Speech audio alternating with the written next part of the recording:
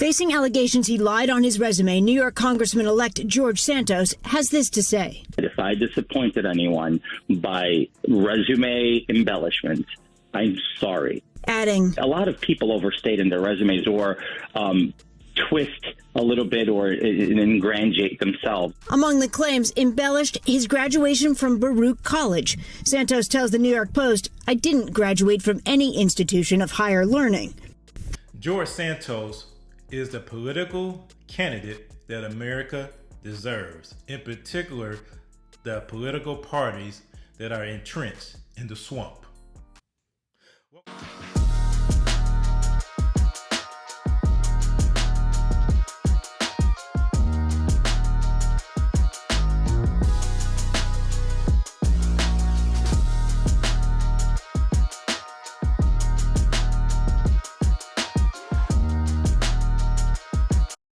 Welcome back to the Biblical Conservative channel, where we come against the anti-God, anti-human, anti-American, anti-Christian, and anti-biblical spirit that's looking to prevail in this land.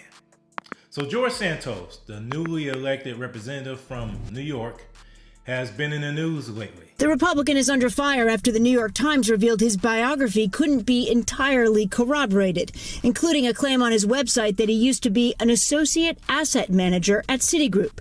The 34-year-old now saying he never worked directly for Citigroup. And there are questions about his heritage. Here's Santos at the Republican Jewish Coalition last November, speaking about Congressman Lee Zeldin.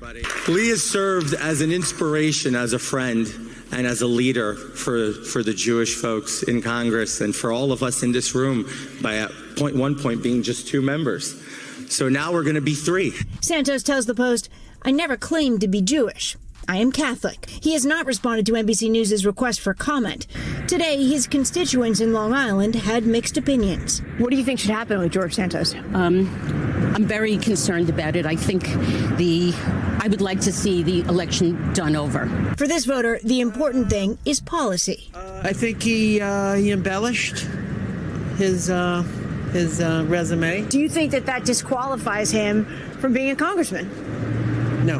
Teodora Chufayan voted for Santos and was drawn to his positions on pushing back on COVID-19 measures in schools. Kids! My child, my choice! My child, my choice! But the Nassau County mom showed up at a rally this week organized by state Democrats to call on him to resign. The whole persona that he created and the ability to deceive us is just so troubling. This man should not be allowed to be in office. And we all know it. I want to assure you, the Republicans know it too. Santos insists he's still committed to serve. Once sworn in, it would take an act of a Republican-controlled House to remove him. He's been under fire because he's lied about his work experience. He's lied about who he is as a person in order to win the election. Now, personally, I would not have voted for George Santos because of certain things that I may disagree with on his policy. But it looks like the people that voted for George Santos voted for him because he checked off a number of boxes. Number 1, he pretended to be gay. That checked off a box. Number 2, he pretended to be Jewish. That checked off a box. Number 3, he's Latino.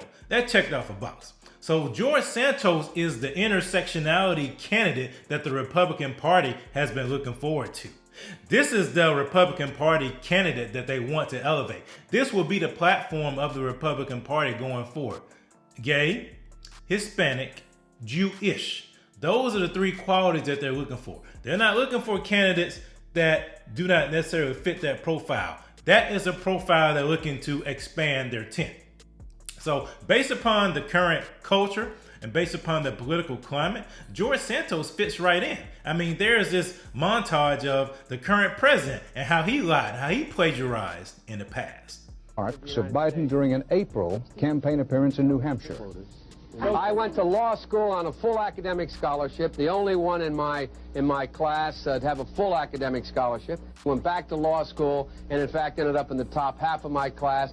I was the outstanding student in the political science department at the end of my year. I graduated with 3 degrees from undergraduate school and 165 credits, only needed 123 credits. Biden now concedes he did not graduate in the top half of his law school class, that he does not have 3 degrees from college, and that he was not named Outstanding Political Science Student in college. Newsweek says Biden actually went to school on a half scholarship, ended up near the bottom of his class, and won only 1 degree, not 3. Joe Biden ranked 76th in a class of 85 at the University of Syracuse Law School. I mean, this guy comes off this whole thing as a flyweight. Now Biden says Newsweek is right. His memory had failed him. And I'd be delighted to sit down and compare my IQ to yours if you'd like, Frank. Joe Biden was victimized by the truth. Bye-bye Biden. He may not know it yet, but I think this is going to be very difficult for him to recover. Is Joe Biden dead meat, yes or no? I think so. Bob? Terminal condition. Terminal. Eleanor? Yes, unless he comes in third in Iowa. Morton? Dying. I say dead. What's behind the words? What's there? And a lot of people, the rap on Biden has always been that it's just a surface. I should have said, to paraphrase Neil Kinnock, it's the only time I didn't, and all the times I've ever used it. But CBS News found a tape of a second instance. It reappeared in the New York Times with a new charge, that Biden had appropriated a famous litany from the late Robert Kennedy about what the gross national product cannot measure. It cannot measure the health of our children, the health of our children, the quality of our education, the quality of their education, the joy of their play, or the joy of their play. Biden gave Kennedy no credit. He has also quoted or paraphrased John Kennedy, Hubert Humphrey, and British Labour Party leader Neil Kinnock, all without credit.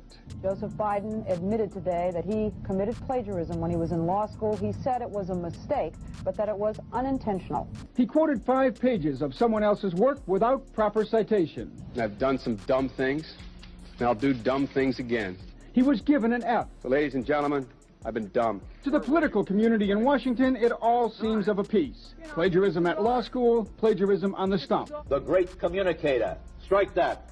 The great imitator. You don't steal verbatim, or when you do, as he did 99% of the time, you give credit. Biden's critics say he sells himself as a man whose words and visions can inspire a new generation in politics. But if the thoughts, phrases, and visions really belong to others, it's a form of false advertising. Is it a wise idea, though, to take something that personal, anyway, from another politician and try and appropriate it to your own campaign? I think it was a stupid thing to appropriate material that was really very personal, that was someone else's. Most people didn't know who he was, you know, Joe Biden, and now they're going to say, oh yeah, he's the guy who plagiarized. That's a lot of people. Politically, that's devastating. These clips are devastating. He looks like a Joe Biden wind-up doll with somebody else's words coming out. If they're going to do things that are stupid as well as immoral, then they're probably too dumb to have the job of president. Because you see with politicians, they'll lie, they'll cheat, they'll steal in order to retain and acquire power. But as a biblical conservative, we look at, number one, where does the candidate stand? What is his platform? What is his or her platform? And does it align with the Word of God? Now, some of the questions, some of the pushback that people had, even when they were voting for the former president, was that, man, look at his personality. He's been married 3 times. He talks very boorish. He's very vulgar. He doesn't appear to be a quote-unquote Christian. Why would a Christian vote for him? Well, number one, unfortunately, it was a choice between the lesser of 2 evils at that time, between the former president and Hillary Clinton. So you definitely weren't going to vote for Hillary Clinton. And the former president, while personally I would not hang out with him or have anything in common with him, even though a lot of black folks say they hate him, but they really do like him. And they really do admire the man for what he was able to achieve. I mean, he was probably one of the most popular person amongst rappers back in the day.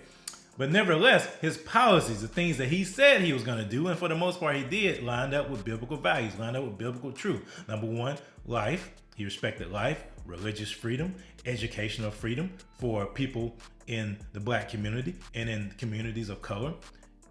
Economic opportunities. He helped create opportunity zones with Tim Scott. And family. He stood up for family.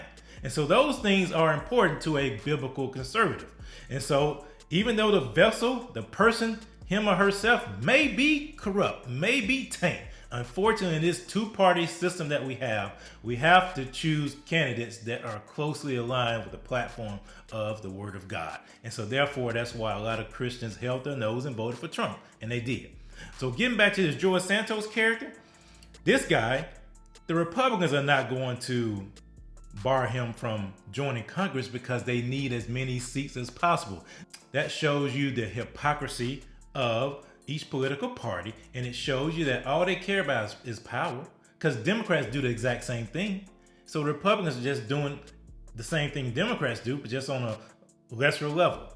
That's it. None of them truly maintain their core convictions, because if they did, they would not flip as soon as they get up there. They would not change from what they have said they were going to vote for as soon as they get in office. So this George Santos character, while I think he's slimy, I think he's a crook, I think he's very dirty and shady, I don't think they're going to leave him, because he is the intersectional candidate that the Republican Party wants to elevate.